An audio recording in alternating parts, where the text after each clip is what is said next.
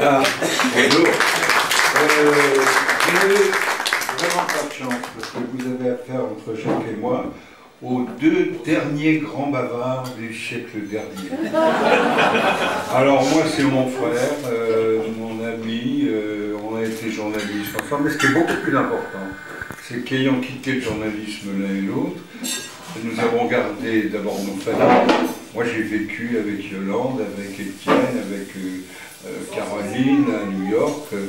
Mais ensuite, j'ai eu des relations telles avec Jacques que finalement, on ne parle plus jamais de journalisme, puisque nous sommes d'accord sur l'ensemble de la vie. Alors, je vais vous dire sur Jacques Danois, ce qui est très intéressant pour vous, c'est que le travail, c'est un griot. Le travail qu'il a fait avec quelques gens comme moi, ça a été de raconter votre vie, les événements que vous avez vécus.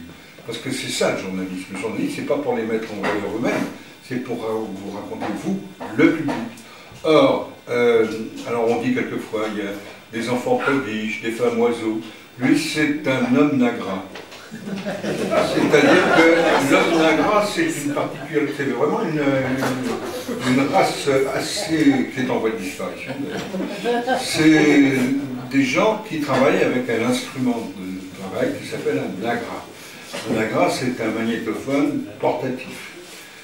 Nagra, c'est un mot polonais qui veut dire j'enregistre.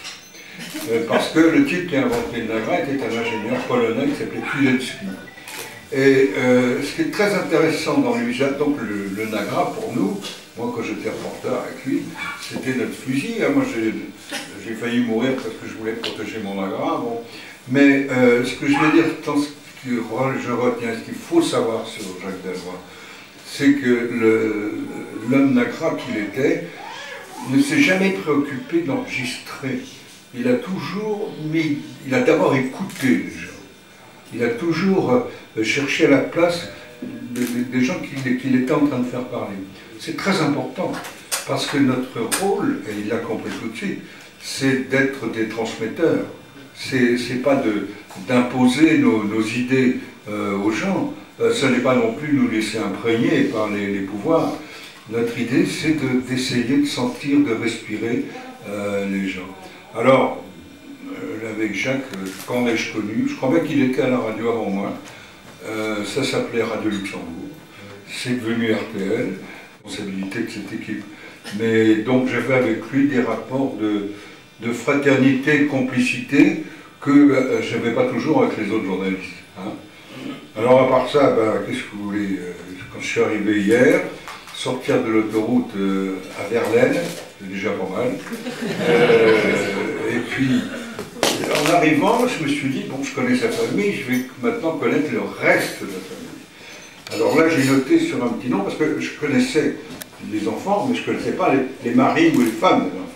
Maintenant, je connais les amis, Suzanne, Gilles, tout ça, bon, j'en connais maintenant quelques-uns d'entre vous. Alors, mon petit Jacques, je veux dire, nous sommes dans la même zone chronologique. Alors, bon anniversaire. Et puis, attends-moi, j'arrive.